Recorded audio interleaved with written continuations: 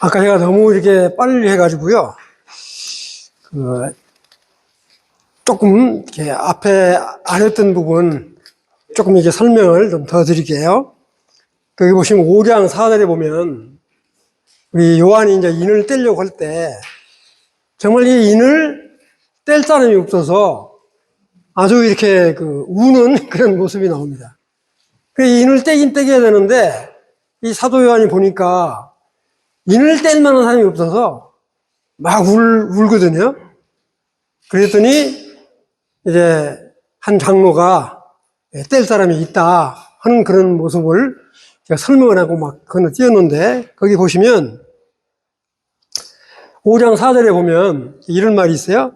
그 두루마리를 펴거나 보거나 하기에 합당한 자가 보이지 아니하기로 내가 크게 울었더니 요한이 그 인을 뗄 사람이 있어야 되는데 뗄 만한 사람이 없으니까 이렇게 목 놓아 우는 그런 모습을 볼 수가 있습니다.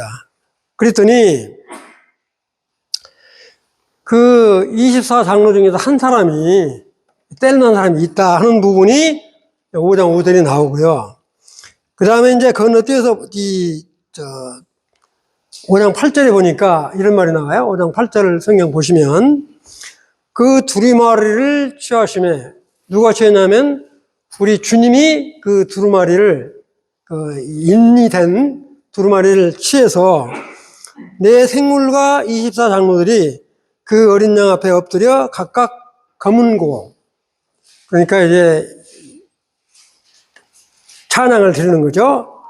검은고와 향이 가득한 이 향이 가득하다는 것은 성도들의 기도 이 대접을 가졌으니 이 향로는 성도들의 기도들이라 이렇게 하면서 9절에 보니까 그들이 새 노래를 불러 이걸 제가 설명을 안 고는건데 새 노래를 불러 이르되 두루마리를 가지시고 그 인봉을 떼기에 합당하시도다.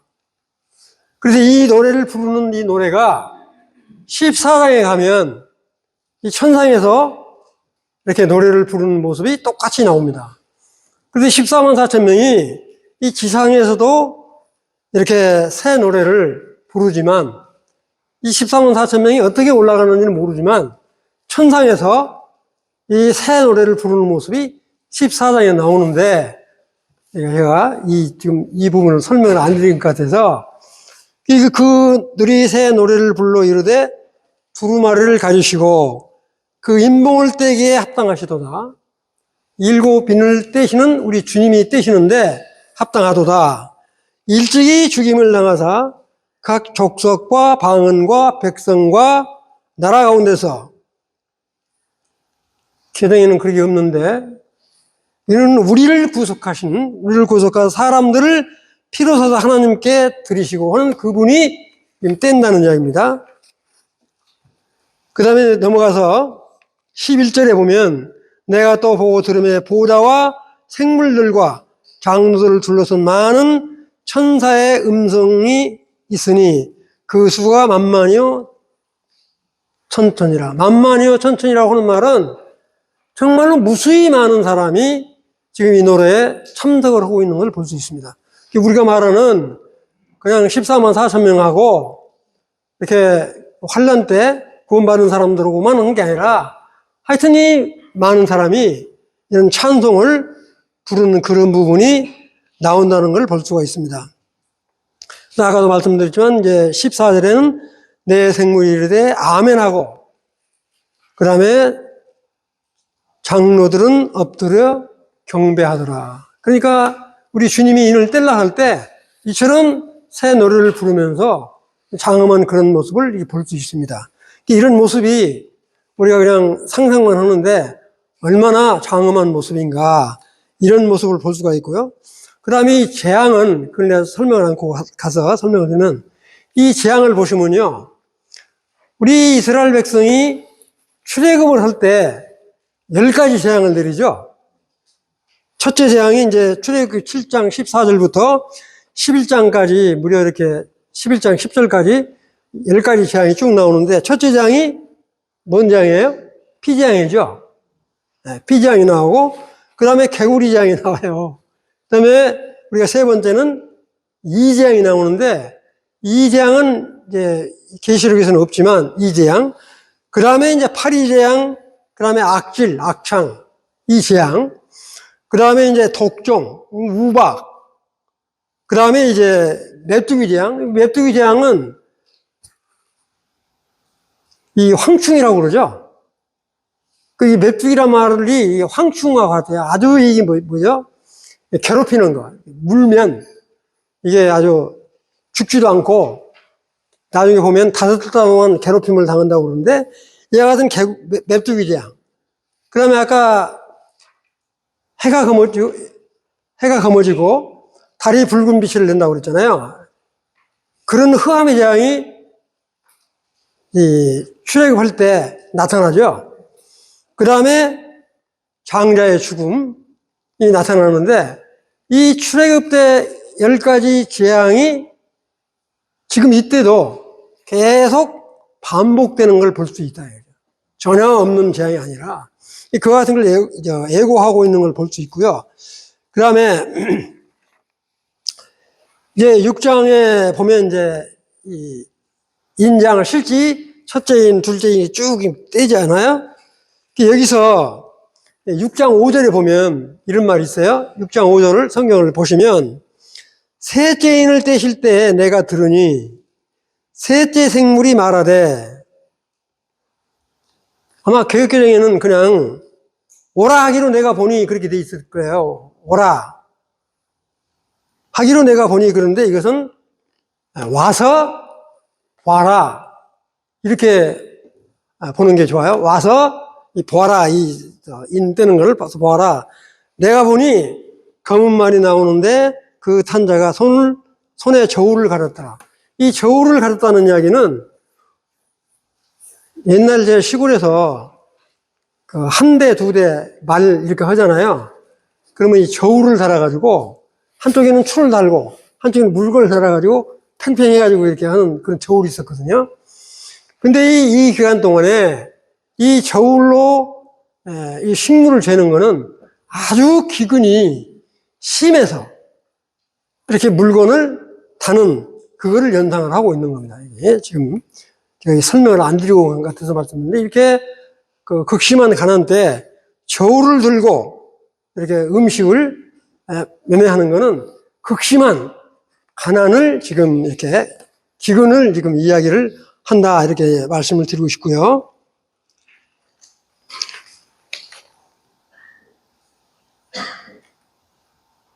이건 이제 6장 8절은 아까 내가 설명을 드린 것 같은데, 내가 보면 청황색 말, 이 청황색 말은 좀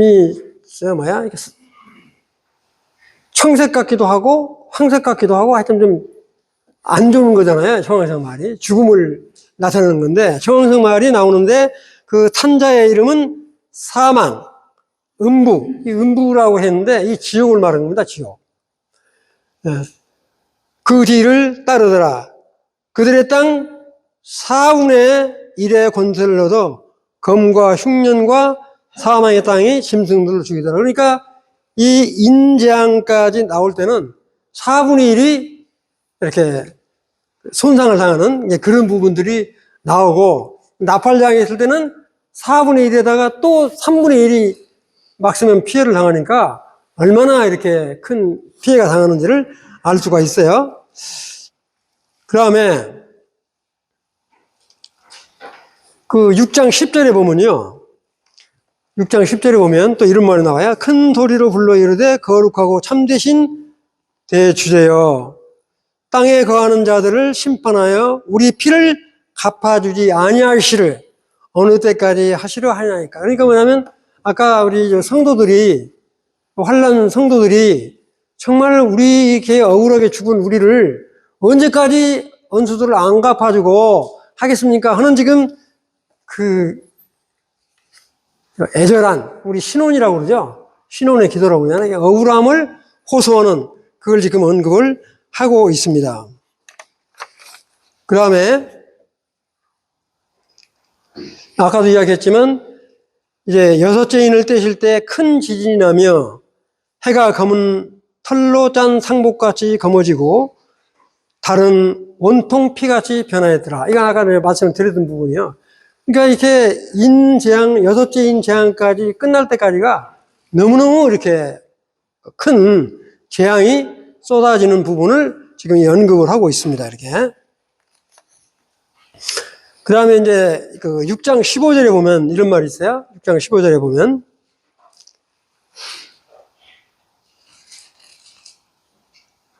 땅의 임금들과 왕족들과 장군들과 부자들과 강한 자들과 모든 종과 자유인이 굴과 산들의 바위 틈에 숨어. 이 말은 정말 이 여섯째 재앙이 떨어질 때 이게 왕족들이라는 건 뭐냐면 아주 이렇게 귀족들이잖아요.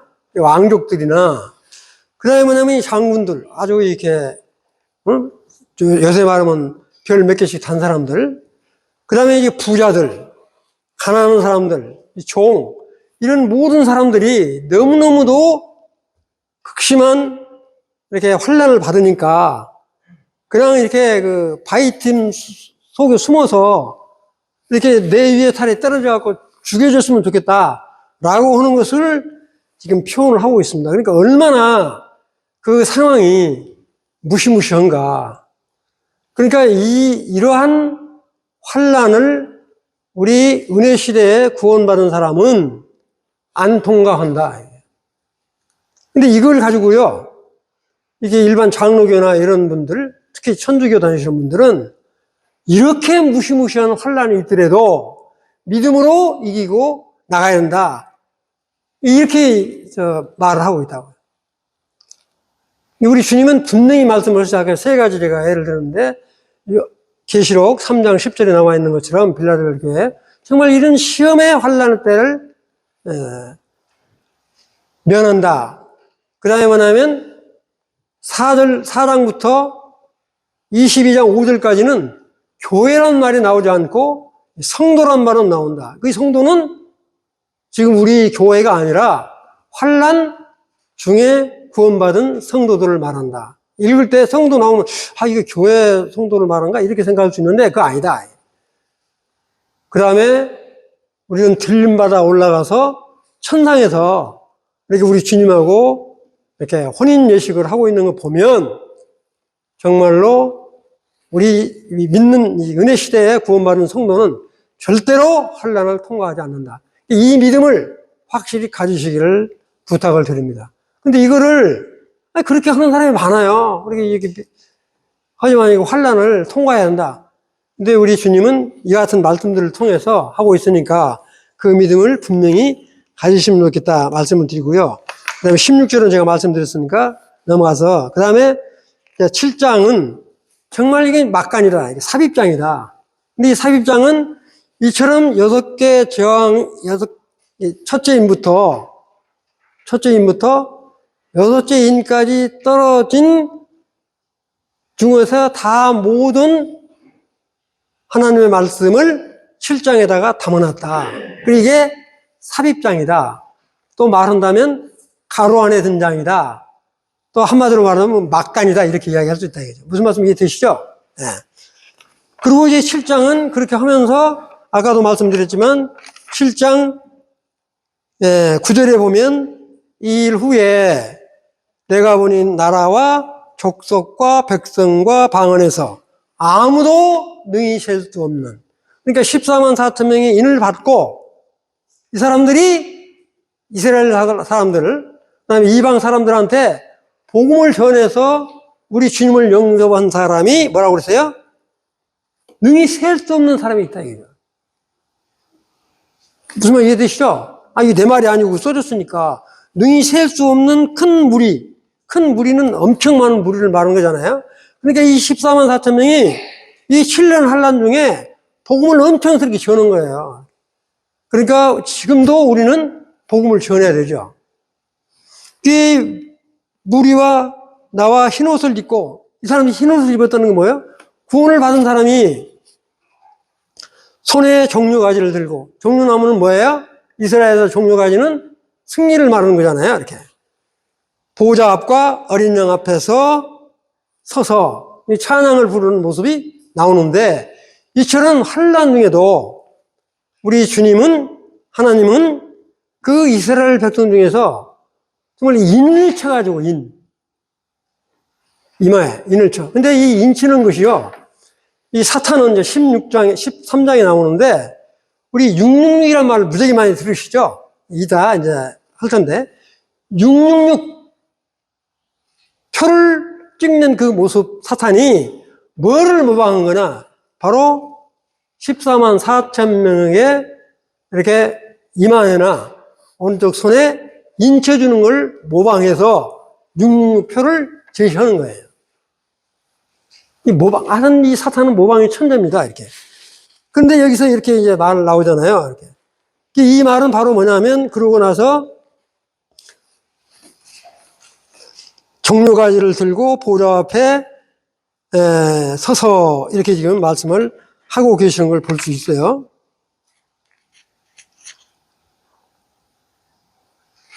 이게 이제 7장 14절, 이건 제가 아는 것 같은데, 이게 바로 우리가 아까도 말씀드렸지만, 이삭줍기예요, 이삭줍기. 환날 안에. 이게 뭐냐면, 14절을 한번 보실래요? 7장 14절. 내가 말하기를, 내 주여, 당신이 아시나이다. 주님한테 이야기하는 거예요. 당신이 아시나이다. 그가 나에게 이르되, 이는 큰 환난에서 나오는 자들인데, 어린 양의 피에 그 옷을 써 희게 하였느니라. 어린 양의 피에 희게 쓰신 것이 바로 뭡니까? 예수 그리스도의 구속이잖아요. 이게 구원받은, 그러니까 환난 중에서도 구원받은 사람은 바로 이삭줍기 또는 우리 이스라엘 사람들이 곡식을 지어서 천 이삭을 하나님께 드리죠. 이삭줍기란다. 이렇게 이삭을 첫 수확을 드려요. 초실절 할 때. 그럼 반드시 뭐가 나와요? 본수확이 나오죠. 우리 14만 4천 명은 한마디로 하면 이삭줍기를 한 것과 같지만 나중에는 무지 많은 사람들이 얻어주는 것인데, 여기서 바로 이와 같이 환난 때 구원받는 사람이 많이 나오기 때문에 이거를 남은 자 또는 뭐 이삭줍기 이런 표현을 할 수 있다 이거죠. 그러니까 우리는 때를 얻든지 못 얻든지 예수 그리스도의 복음을 전해야 된다.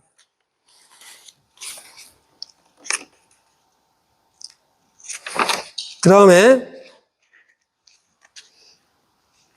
이제 아까도 이건 이야기했으니까 그렇게 이제 7장 9절에 나와 있는 말씀을 이어서 7장 17절에 보면, 다시 한번 말씀드리면 7장 17절에 보면, 이는 보좌 가운데 계신 어린 양이 그들의 목자가 되사 생명수 샘으로 인도하시고 하나님께서 그들의 눈에서 모든 눈물을 씻어주실 것임이라.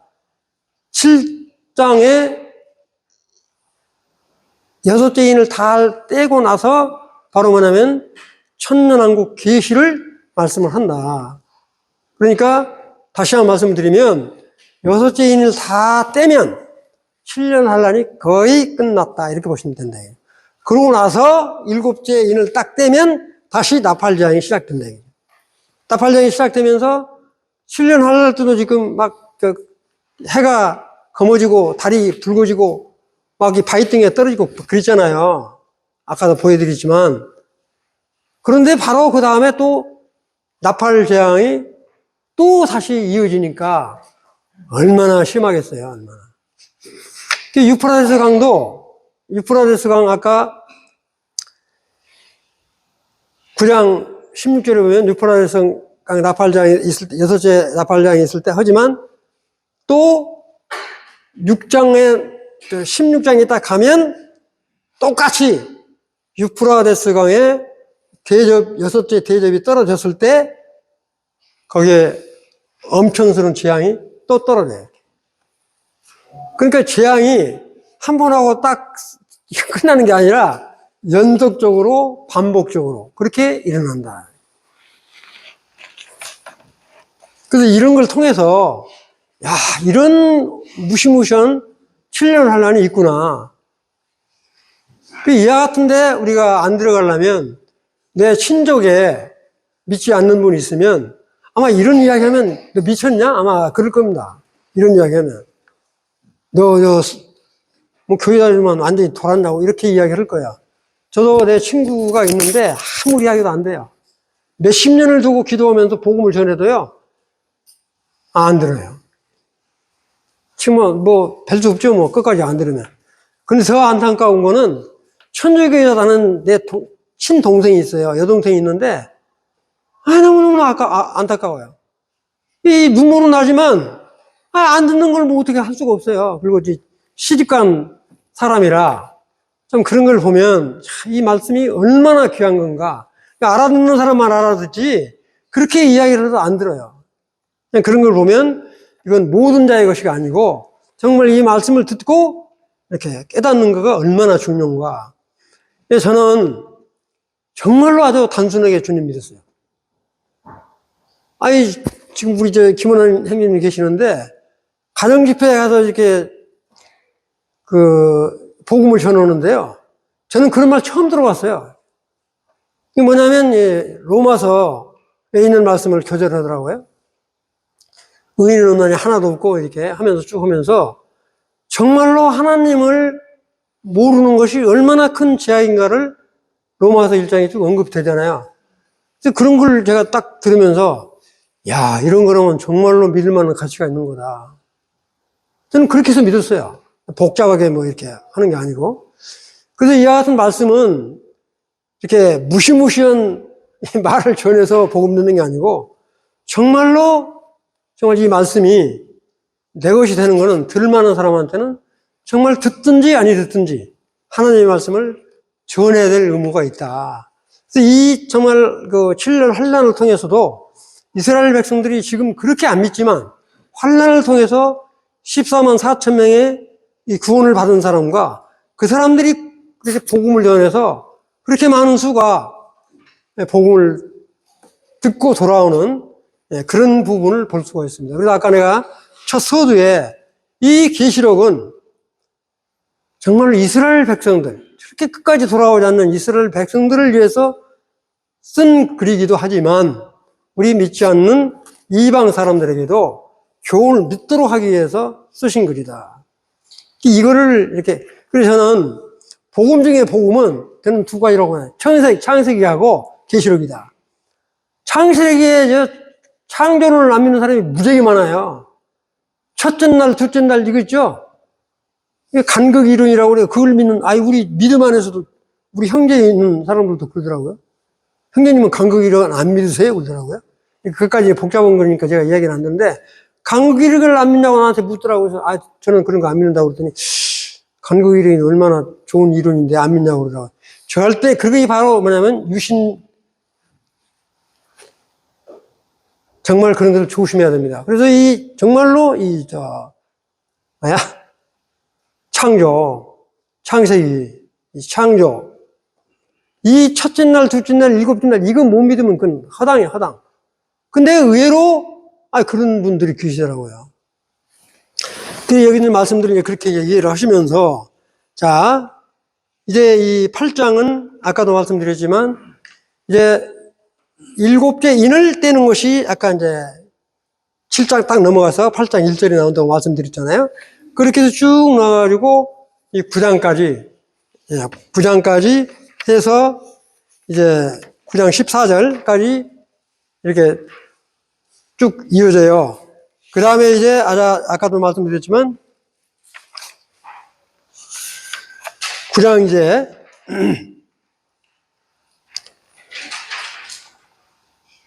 15절이죠. 14절에 보면 나팔 가진 여섯째 천사에게 말하기를 큰 강 유브라데에 결박한 네 천사를 놓아주라 하매. 그래서 네 천사가 놓였으니 그들은 그 연월 시에 사람의 얼마를 죽인다고요? 우리 지구에 사람의 3분의 1을 죽이면 70억 잡고 3분의 1이면 얼마예요? 엄청 많은 수가 죽이는 거예요. 죽임을 당하는 게. 근데 이제 14장 말에 가면 이 포도 틀 사건이 나와요. 한마디로 하면 포도를 이렇게 하는데 그걸 짓이기는 것처럼 사람을 그렇게 짓이기는 장면이 나와요. 이렇게. 정말 무시무시한. 그래서 이 천사에 놓이면 3분의 1을 죽이기로 준비된 자들이더라. 말이 3분의 1에 우리 인구의 70에게 3분의 1이면 얼마예요? 상상이 안 가잖아요. 그래서 나중에 성경 보면 되겠지만 무려 그 피가 말굴레 높이에 한 1.3m나 1.5m 되겠죠? 그 높이에 몇 킬로미터까지? 300km까지 피가 흘러간다고 그러세요. 이건 내가 한 말이 아니고 성경에 나와 있으니까 이따 보여드릴게요. 그렇게 하여튼 사람이 많은 피가 이렇게 흐른다 이거죠. 여기 보면 유프라테스 강에 이 여섯째 나팔을 불 때 이와 같이 사람 3분의 1을 죽이는 이런 큰 재앙이다. 이렇게 이제 9장 16절에 보면 그러잖아요. 마병대의 수가 2만만이니 그들의 수는 들어온다. 2만만이면 2억이에요, 2억. 2억 명이 유프라테스 강으로 모여들고 그 사람들이 어떻게 살 건가는 지금 말씀드렸잖아요. 근데 쭉 밑으로 읽어보면 17절, 18절 쭉 읽어보면 이 이영명이라는 사람이 사람 같지 않아요. 무시무시하다고요. 그거 다 시간 없으니까 그거 다 읽긴 하는데 한번 지금 이 16장에 2억 명이 유프라테스 강으로 모이는데 그 밑으로 모이는 그 사람들의 형상을 보면 사람 같지 않고 하여튼 이 괴물들 같은 사람들이 나타난다고. 자, 그 이제 9장 21절에 보면 재밌는 말이 나오잖아요. 또 그 살인과 복술과 음행과 도둑질을 그래서 회개하지 않는다는 거죠. 사람들이 엄청스럽게 그런 큰 장이 떨어져도 회개 안 하는 사람은 아는 거예요, 이렇게. 그 나오잖아요. 살인과 복술과 음행과 도둑질 한 사람들이 회개하지 않는다고. 그러니까 우리 인간이 얼마나 잔혹한지. 지금도 그런 사람이 많잖아요. 양심이라면 털 것도 없는 사람이 많잖아요. 누구라고 말은 않지만. 그런 사람도 있잖아요. 옆 사람들 보면. 사람이 저럴까 하는 정도의. 그때도 지금, 그런 환란 때도 그런다는 겁니다. 자, 이제 계시록 10장은 아까도 말씀드렸지만, 여섯째, 다 떨어지면 이제 10장 1절에는 아까 제가 뭐를 이야기했어요? 10장에서 제일로 중요하게 딱 생각하는 거는 이렇게 머리에 이렇게 무지개가 있고 해 얼굴이 있고 이거는 큰 천사가 오른쪽은 예를 들어서 지중해 바다에다가 그다음에 오른쪽 발은 왼쪽 발은 이렇게 이스라엘 땅에다가 이렇게 박고 아주 엄청스럽게 큰 사람이 나타나는 걸 이야기했잖아요. 이건 아마 딱 뭐 단정적으로 말할 수 없지만 이건 주님을 나타내는 게 아닌가 이렇게 분별을 한다는 이야기입니다. 이건 주님이다 이렇게는 안 나와 있으니까 말할 수 없지만 그 상황으로 봤을 때 그런 걸 지금 말씀을 하고 있고요. 그게 이제 10장 2절에 보면 손에는 펴놓인 작은 두루마리를 들고 오른발은 바다를 밟고 왼발은 땅을 밟고 하는 말이 나오잖아요. 이렇게.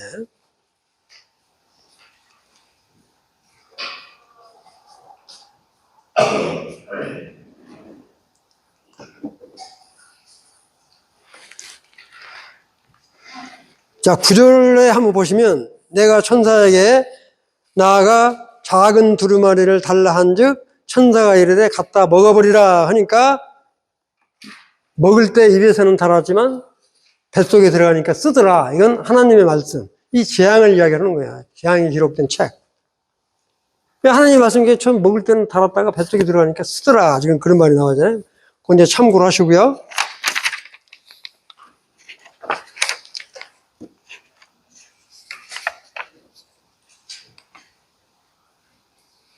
이제 11장은 아까도 말씀드리지만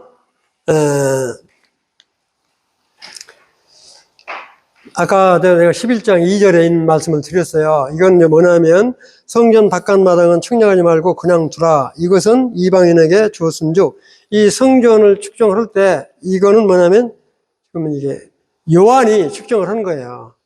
근데 이방인의 뜰은 재지 마라. 이렇게 이방인. 그리고 이방인 때까지는 언제부터 하겠냐면 바벨론 포로 생활부터 시작해서 적그리스도가 7년 환란 때까지를 이방인이 예루살렘을 이렇게 짓밟는 그런 기간이다. 이렇게 보시면 돼요. 이방인의 때가. 그 다음에 이제 아까 11장에서도 이야기했지만 두 증인은 아마 그 엘리야와 모세를 두 증인으로 볼 거다. 그래서 이 환란 때에 하나님께서 이 두 증인에게 그 환란 사람들에게 복음을 전하도록 이렇게 특별히 명령을 하신 거다 그러죠. 하나님의 사랑이 엄청 크신 거잖아요. 그렇게 지금 일곱째 나팔이 있을 때 지금 막판 다 돼갔는데 두 천사를 보내서까지 이렇게 복음을 전하는 모습이 나오게 됩니다. 그러다가 복음을 전할 때 듣기 싫으니까 복음을 전하면 이렇게 양심이 있어가지고 그래도 양심 있는 사람은 이 복음 전하는 사람을 미워해가지고 죽여버렸다고요. 두 증인이 죽었다가 3일 반 되니까 살아나가지고 이렇게 승천하는 그런 모습이 보이잖아요. 그래서 하나님은 얼마나 사랑의 하나님이신가. 이렇게 무시무시한 재앙 중에서도 그래도 자기 백성들을 건지기 위해서 이 두 증인을 내려보내주시는 모습이 바로 이 11장의 삽입장으로 들어가 있습니다. 그러니까 나팔 재앙 때 이와 같이 지금 보내는 거야. 두 증인을 뭐 따르게 보는 게 아니라 정말 자기 백성들 또 이방인들 구원을 받기 위해서 이렇게 통해서 구원을 받은 사람이 많이 생겨난다 하는 이야기입니다. 14장에 가면 영전하는 복음을 누가 전하냐? 천사가 전해요. 천사가.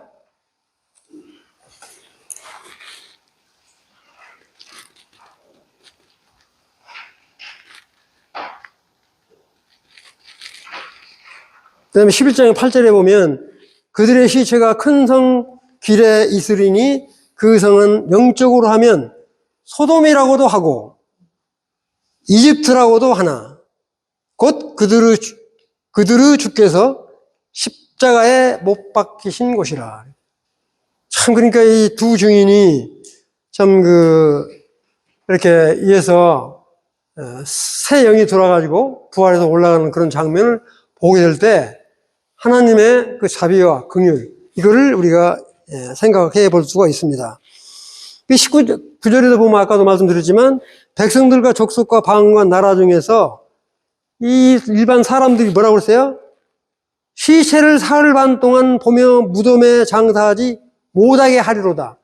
그러니까 이 복음 전해줬으면 고맙다고 해야 될 텐데 복음 전해주는 그 사람들이 얼마나 싫은지 장사를 지내지도 장사도 못 지내게 한다 이게. 그렇게 하여튼 사람들이 악랄한 거죠. 그런 모습을 지금 이야기를 하는 게 나오게 됩니다. 그런 거를 하나님이 알면서도 두 증인을 보내서 환란 때 복음을 전하는 그런 모습을 보게 될 때 정말로 이 마지막에 사는 우리들이 얼마나 귀한 존재들인가 이거를 한번 생각해 볼 수가 있겠습니다. 그 다음에 또 11장 13절에 보면 그때 큰 지진이 나서 성 10분의 1이 무너지고 성 10분의 1이 무너지고 지진에 죽은 사람이 7천이라. 그러니까 엄청 많은 거죠. 말이 7천이지. 7천은 무지하게 많은 수를 나타내는 거예요. 그 남은 자들이 두려워하여 영광을 하늘 하나님께 돌리더라. 또 그 중에서도 하나님께 영광을 돌리는 사람도 있는 거예요. 다 그런 건 아니지만.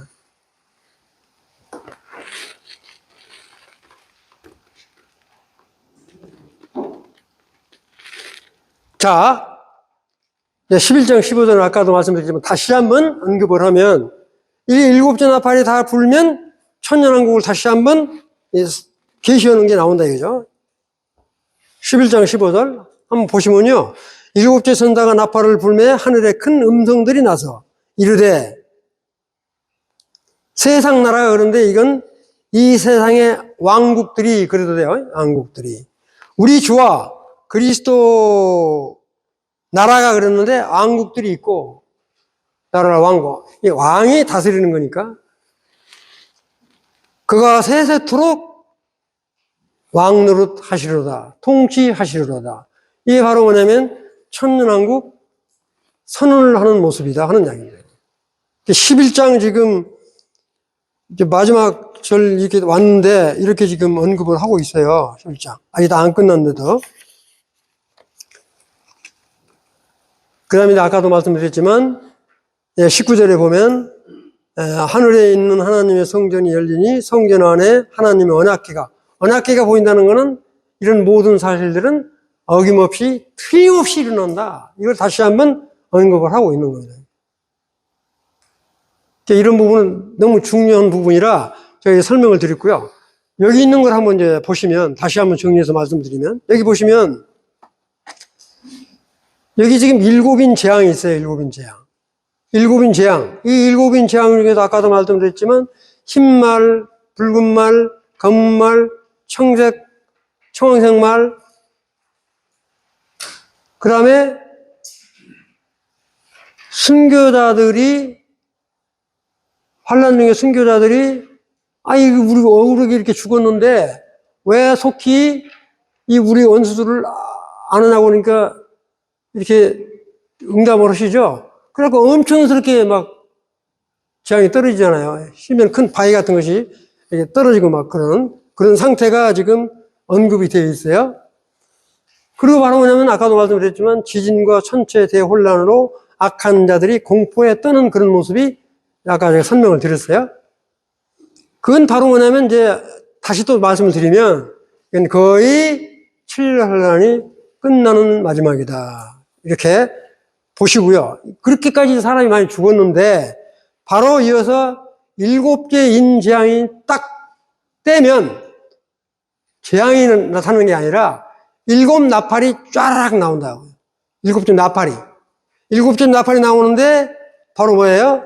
첫째 나팔. 7개 인을 딱 떼니까 첫째 나팔이 딱 부니까 피 섞인 우박과 불로 이 식물들 3분의 1이 전부 불타버리니까 어떻게 되겠어요?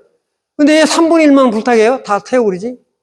그것도 우리 남아있는 인간들의 구원을 위해서 3분의 1만 태우는 거예요.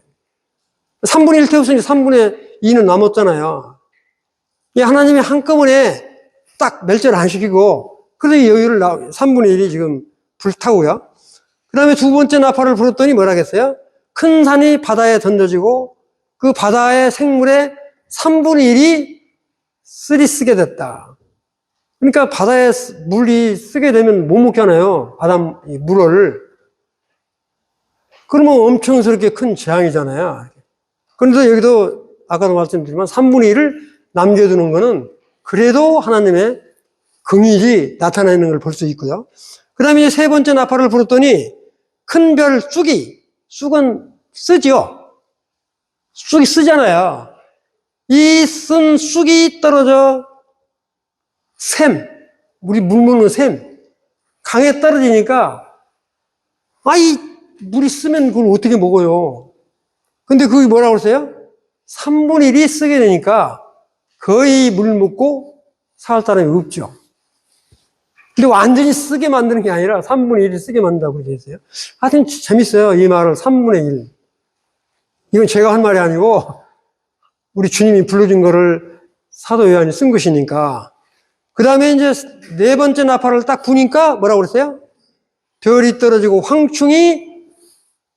제가 안 읽고 넘어왔는데, 별이 떨어지고 황충이 메뚜기고 같아요. 황충이 아주 참 기분 안 좋게 생겼어요. 황충을 보면. 그 황충이 땅에서 기어 올라와가지고 사람을 무는데, 사람이 물어서 죽으면 좋은데 안 죽어요. 안 죽고 그렇게 괴롭힘만 당하는 게 5개월 동안 한다고 했어요. 그러니까 참 재앙이 참, 바로 이 황충은 메뚜기 종류예요. 메뚜기 종류. 바로 뭐죠? 출애굽할 때 이 메뚜기 재앙을 내린 것처럼 바로 이 황충이 메뚜기 종류처럼 생겼다고요. 아주 참 그 인터넷에 찾아보면요, 정말 세상 말로 징글맞게 생겼어요. 근데 그거가 사람을 물면 독이 있어가지고 바로 죽으면 되는데 안 죽고 계속 이렇게 어렵게 갖는다. 이런 거를 그렇게 재밌게 묘사를 해놨어요. 그 다음에 다섯째 나팔을 딱 부니까 여섯째 나팔을 부니까 아까 아마겟돈 전쟁이라고 그랬죠? 예. 군대 3분의 1이 죽는다 이거죠. 이영민이 모아진다고 그랬잖아요, 이렇게. 근데 아까 그거 이제 고량 15줄 쭉 읽어보면 정말로 이영명의 사람들이 진짜 사람인가 싶어요. 아주 괴물처럼 생긴 그런 사람들이라고요. 그런 사람의 3분의 1이 죽음을 당하니까 얼마나 무시무시한가. 이런 거를 이렇게 이제 설명을 했고요. 그 다음에 이제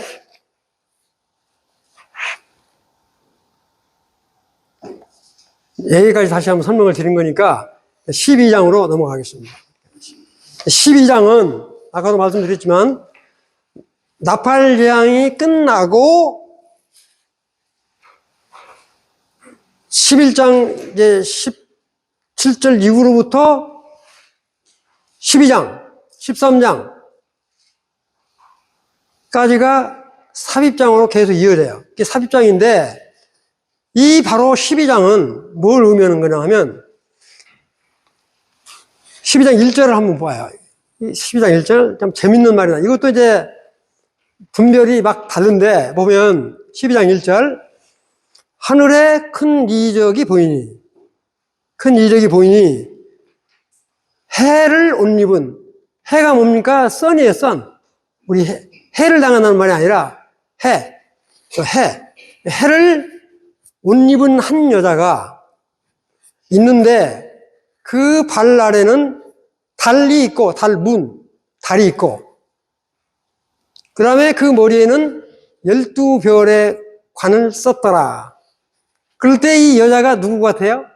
한 여자 그랬는 여자가 이 여자를 이 천주교에서는 누구로 보냐? 마리아로 봐요. 마리아. 그 다음에 장로교나 일반 교파 사람들은 이 한 여자를 누구로 보냐? 교회로 보고 있어요. 교회로. 그러나 교회가 남자를 낳지 않잖아요.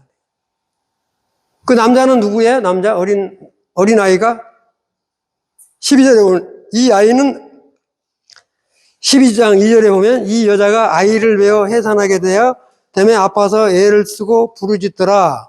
그래서 이제 쭉 보면 아이는 철장 곤대를 가지고 쭉 나와요. 철장 곤대를 가진 아이가 누구예요? 네? 네. 그런데 이 여자를 아까도 말씀드린 천주교에서는 마리아로 해석을 하고 있고요. 그 다음에 일반 장로교나 이런 사람들은 이 여자를 교회로 보고 있어요. 그럼 교회가 메시아를 낳아요? 안 낳지? 그 다음에 마리아가, 이 말이 안 되잖아요. 이게. 이 여자는 우리가 분별하는 거는 누구로 보냐? 이스라엘로 보고 있습니다. 이스라엘로. 그러니까 여러분들도, 이 여자는, 이스라엘이구나. 이렇게 비우니까. 그래서 이 이스라엘에서 여자가 나는데, 문제는 뭐냐?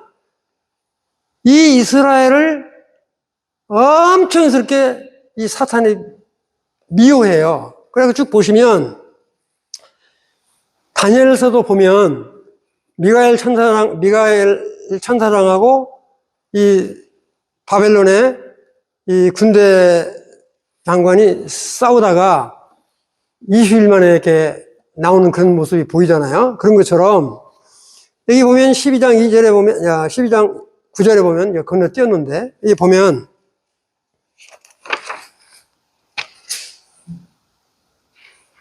(12장 5절에) 한번 볼게요. 이건 12장 5절에 보면 여자가 아들을 낳으니 그랬어요. 이자가 아들을 낳으니 이는 장차 철장으로 만국을 다스릴 남자라.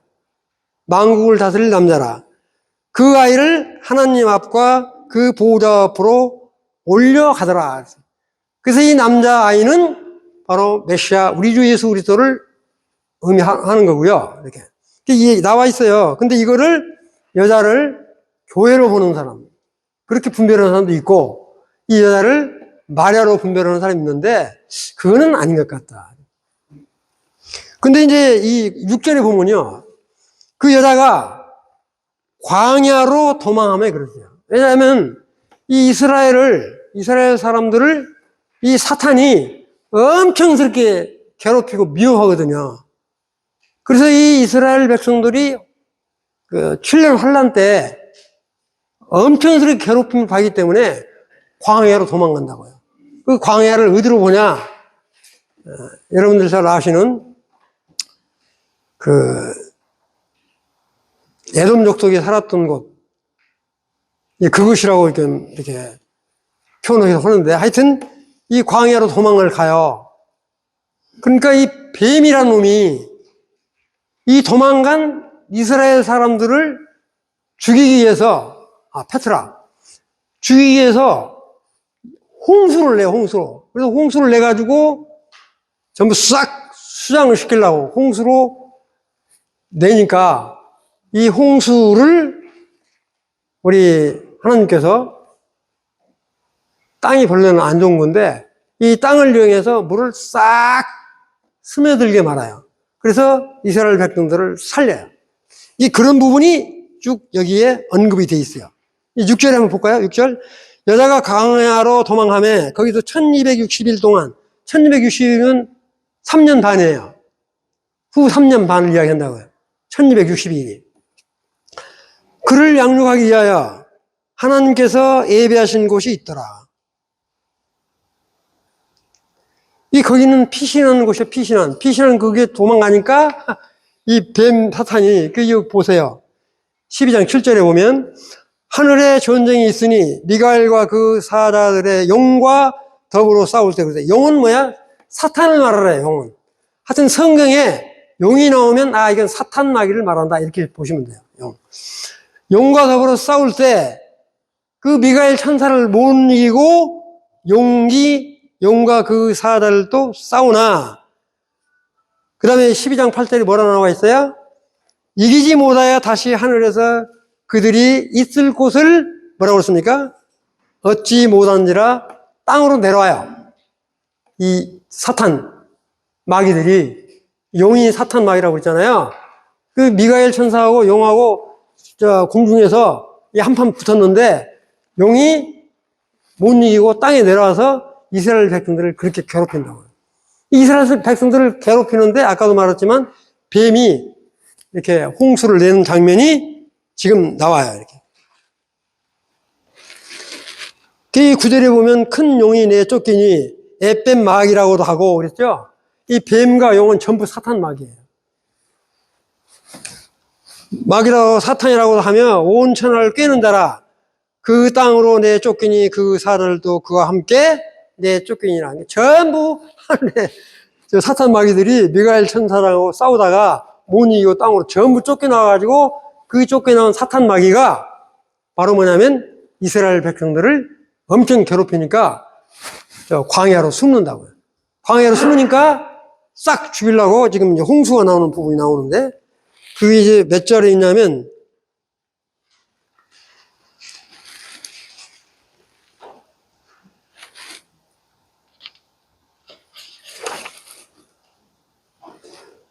우선 12장 13절 한번 보세요.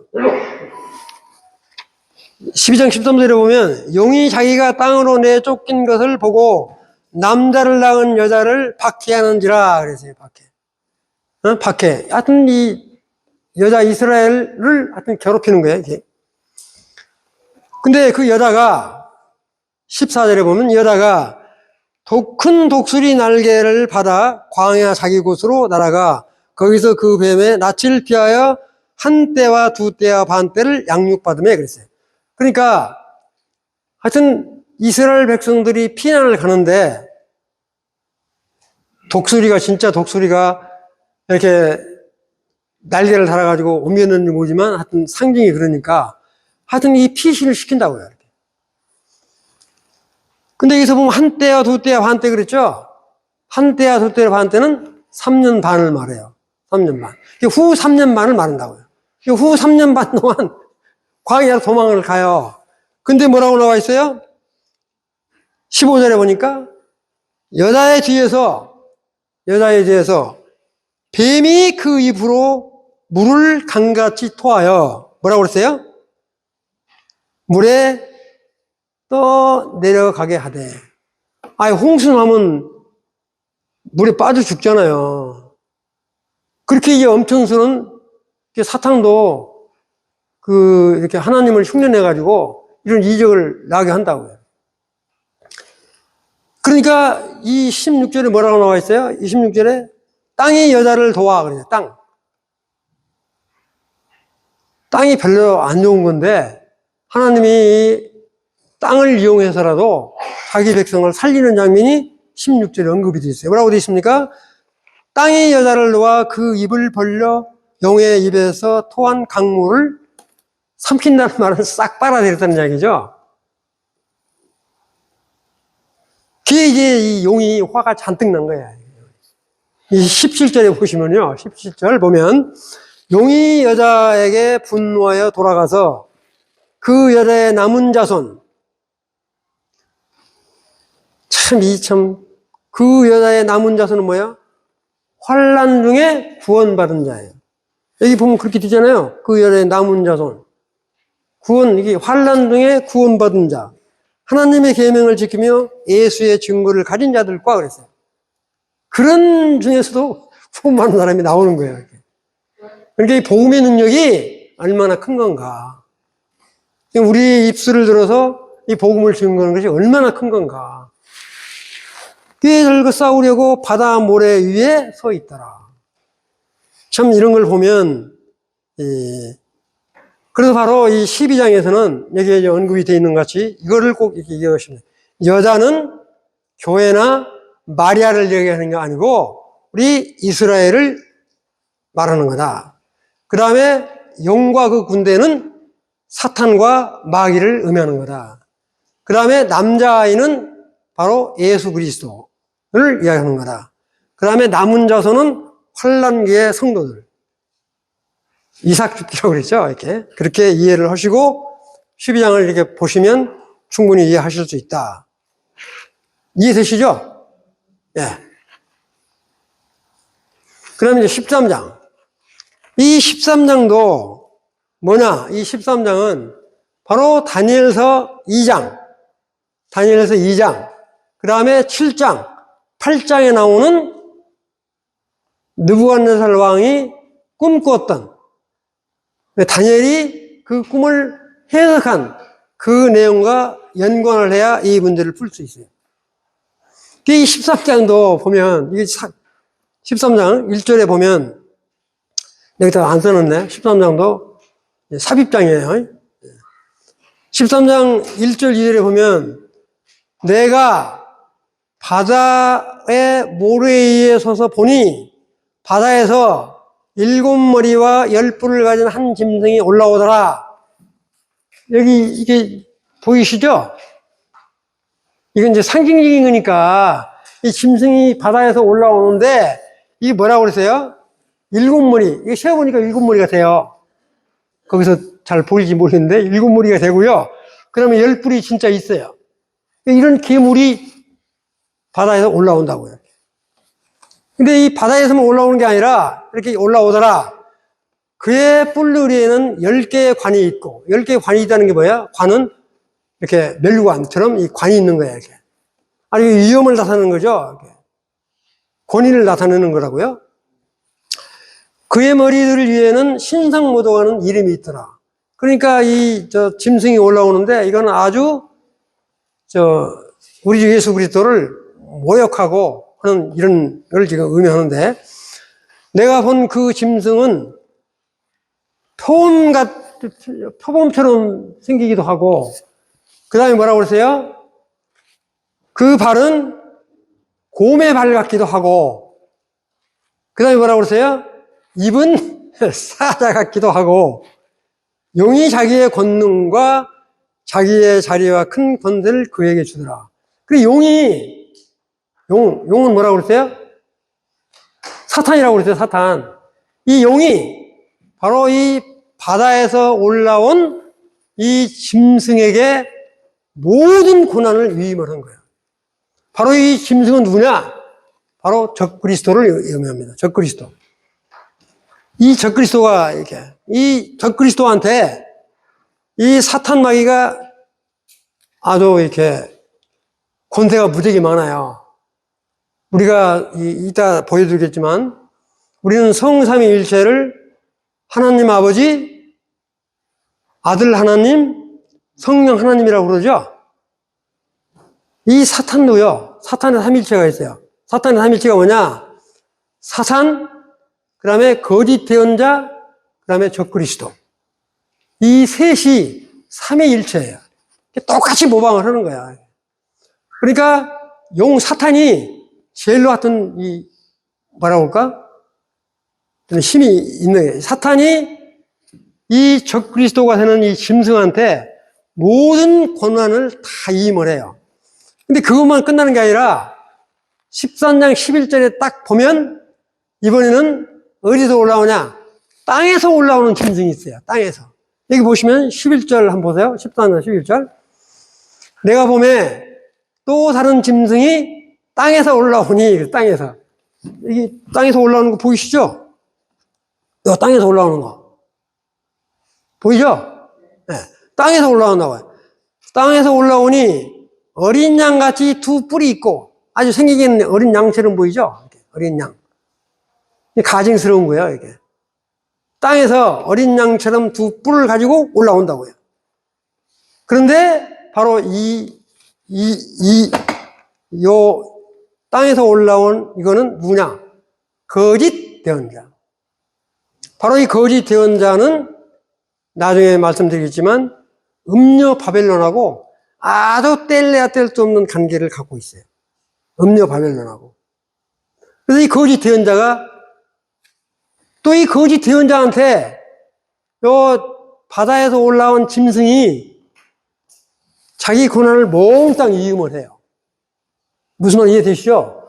이 사탄마귀 용이 바다에서 올라온 짐승한테 자기 권세를 다 주니까 이 권세를 이 거짓 대언자한테 이 적그리스도가 위임을 해요. 그 나중에는 이 거짓 대언자도 이 적그리스도에 대해서 싹 죽임을 당합니다.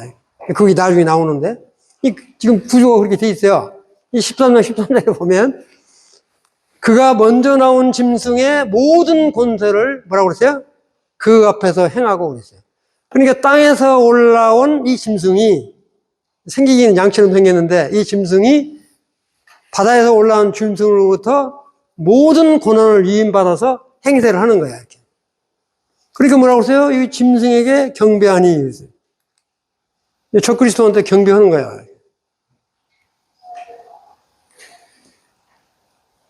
그런데 이제 끝까지 다 안 읽었는데, 이게 짐승이 여기 있는 이 적그리스도가 큰 상처를 입었는데도 나와요. 이적처럼. 다 안 읽어서 그러는데, 그런 거가 이렇게 언급이 되어 있습니다.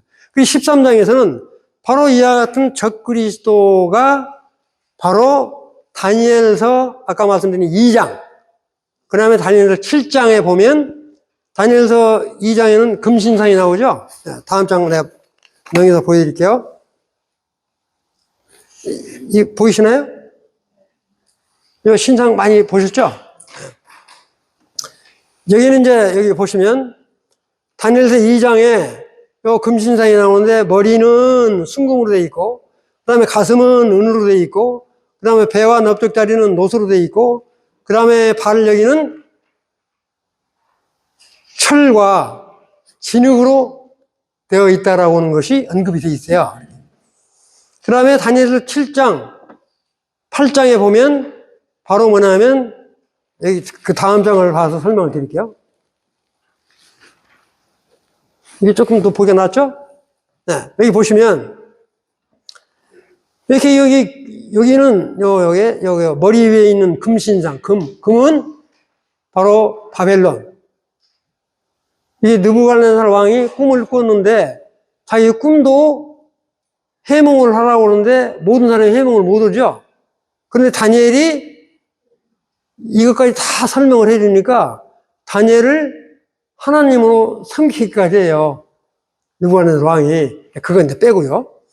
근데 여기 이제 여기는 바로 뭐냐면 이 금은 느부갓네살 왕, 바벨론을 의미하는 거고, 그 다음에 이 은은 뭐냐? 메데 페르시아, 고레스라고 그러잖아요. 이렇게. 그 다음에 이 노선, 그리스, 즉 알렉산더 의미를 하고요. 그 다음에 여기에 있는 철과 이 진흙으로 되어 있는 부분은 로마를 의미하는 이런 것들이 이제 언급이 되어 있으니까. 그리고 여기 보면 이제 여기 여러분들의 이제 오른쪽에 보면 여기 뭐라고 했어요? 사자. 8절에 지금 나와 있어요. 이게 사자. 그 다음에 뭡니까? 이게 곰. 그 다음에 뭡니까? 이거 표범. 이런 것들이 쭉 나와요. 여기 보면 여기 짐승이 바로 로마 제국을 의미하는 거고, 이런 것들이 쭉 이렇게 다니엘서 7장, 8장에 나오는 이런 적그리스도의 모형이 이사야란다. 계시록 13장에 언급되어 있지만 이 부분이 또 어디에 다시 한번 언급이 되냐면 계시록 17장 1절에 또 나와요. 이 짐승 이야기가 또 나온다고요. 그러니까 13장에 이 짐승들이 이 다니엘서에 나오는 그 짐승하고 연관되어지는구나. 이걸 이해를 하시라 하는 이야기. 무슨 말 이해되시죠? 그 이제 8장에 보면은 또 뭡니까? 이 순념소와 그 다음에 이제 순양이 나와가지고 이 순념소의 뿔이 4개로 해서 갈라지잖아요. 그래서 아주 악독한 왕 있죠? 아수르의 에피파네스. 안티노크 에피파네스. 그런 것까지 다 연결되는 부분이에요. 그 다음에 이와 같은 적그리스도는 결국에는 나중에는 전부 멸절을 당합니다. 이 적그리스도는 언제 멸절당하냐? 적그리스도는 계시록 19장에 완전히 멸절을 당합니다. 그건 이따 또 설명드리기로 하고요. 그 다음에 이제 이 바벨론, 음녀 바벨론, 그 다음에 거짓 대언자, 이런 것도 전부 다 계시록 19장에서 우리 주님이 천상에서 혼인잔치 끝나고 올 때 전멸당한다. 이런 것들이 언급이 되어 있으니까 참고를 하시면. 그래서 여기 보면 이제 여기 흙으로 되어 있는 이 부분을 갖다가 여기 보면 돌 있죠, 돌. 뜨인 돌. 뜨인 돌이 딱 치면 이 모든 왕국이 싹 무너지고 누가 나온다? 메시아가 다스리는 왕국이 생긴다 하는 이야기입니다. 그래서 이 왕국은 반드시 세워진다. 이거. 바로 그 왕국이 우리가 바라는 천년왕국. 그건 반드시 세워진다는 게 이게 벌써 다니엘이 꿈꾸고 했던 부분이에요. 이게 같이 언급이 되니까 참고로 하시면 좋을 것 같아요. 이것도 같은 의미로 너무 중요하기 때문에 지금 언급을 하는 거예요. 이게 뭐냐면 5가지 세상 왕국, 적그리스도와 이방인들의 왕국, 이게 전부 언급을 되어 있으니까 나중에 참고로 한번 유인물을 주시면 좋을 것 같아요. 이런 부분. 이게 바로 뭐냐면 다니엘서하고 계시록하고는 뗄래야 뗄 수 없는 관계입니다. 우리 구약 성도들은 언제 부활하신지 아세요? 다니엘서 나오니까 이야기했네. 우리 신약 성도들이 부활하는 거하고요, 구약 성도들이 부활하는 거하고는 때가 달라요, 때가. 다니엘서 12장에 나와 있어요. 구약의 성도들은. 천년왕국이 다 끝날 때쯤 나온다고. 그거 나중에 찾아보시라고요. 자, 이처럼 13장에서는 바로 이와 같은 적그리스도가 나타나서 하는 부분이 언급이 되어 있다. 이게 바로 뭐냐면 삽입장으로 지금 언급이 되어 있는 거예요. 삽입장으로. 이 13장 혹시 제가 설명 안 꼭 한 거 있으면 설명을 드린다면,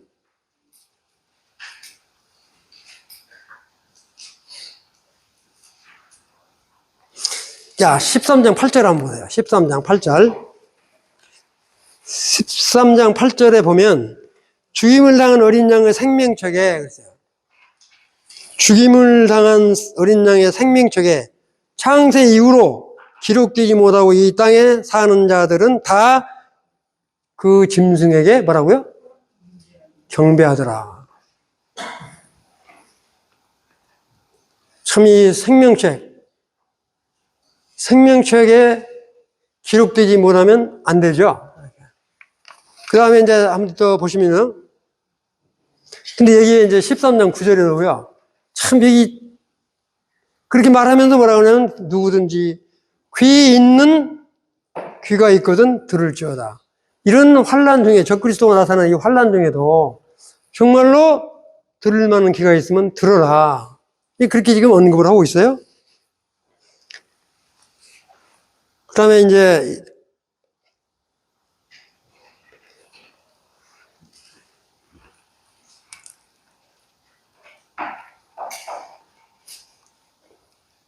13장 13절에 보면요. 이 짐승이나 이런 것들도 큰 이적을 베풀어요. 큰 이적을 행하되 심지어 사람들 앞에서 불이 하늘로부터 땅에 내려오게 하고 이런 일을 적그리스도가 해요. 이게 사람들이 마치 보기에는 꼭 주님이 하는 것처럼 흉내를 낸다고요. 그 다음에 14절에 보면 짐승 앞에서 받은 바 이적을 행함으로 땅에 거하는 자들에게 이르기를 칼에 상하였다가 살아난 짐승을 위하여 우상을 만들라 하더라. 그러니까 이 죽었다가 다시 살아나면 얼마나 깜짝 놀라겠어요? 이 우상을 만들라고 독촉을 하는 것들을 볼 수가 있고요. 그 다음에 이제 가장 이제 궁금한 것이 13장 16절에 17절, 네, 17절, 16절부터 읽죠. 16절. 네. 그가 모든 자, 곧 작은 자나 큰 자나 부자나 가난한 자나 자유인이나 종들에게 그 오른손이나 이마 안에 뭐를 받게 하고요? 표를 받게 하고. 여기서부터 중요합니다. 표를 받게 하고. 그 다음에 17절. 누구든지 이 표를 가진 자 외에는 매매를 못하게 하니 이 표는 곧 짐승의 이름이나 그 이름의 수라. 이름의 수라. 자, 18절에 지혜가 여기 있으니 총명 있는 자는 그 짐승의 수를 세어보라. 그것은 그냥 개역 개정에는 사람의 수니 그렇게 나와 있는데 어떤 사람의 수라고 써놓으세요. 어떤 사람의 수. 그냥 사람의 수가 아니라 어떤 사람의 수예요. 어떤 사람의 수니 그의 수는 666이라. 이게 아까 14만 4천 명의 인침을 모방하는 거야. 그래서 참 재밌는 이야기를 하나 드리면 우리 베리칩 받으면 안 된다고 그러죠? 혹시 이 중에서도 건강 때문에 손이나 어디다가 베리칩을 받으신 분 계시나요? 아니, 받았다 해도 괜찮아요. 근데 그렇게 이거 하는 사람이 있어요. 협박하는 사람이 있다고요. 베리칩 받으면 666표를 받는 것과 같으니까 안 된다. 그렇게 이야기하는 사람이 있어요. 그건 진짜 헛소리예요. 지금은 환란 시대가 아니잖아요. 환란 시대가 아니기 때문에 지금 건강상 문제로 베리칩 받는 건 아무 상관없습니다. 환란 때 바로 이와 같은 666표를 받으면 하여튼 그거는 이제 세상 말로 이 666표를 내가 하나님 잘 믿는데 이 666표를 안 받으면 매매를 못 하니까 사고팔고를 못 하니까 음식을 사지도 못하고 팔지도 못하니까 너무너무 힘드니까 에이 666표 받고 나는 속으로 믿으니까 괜찮게 그건 절대 용납 안 된다.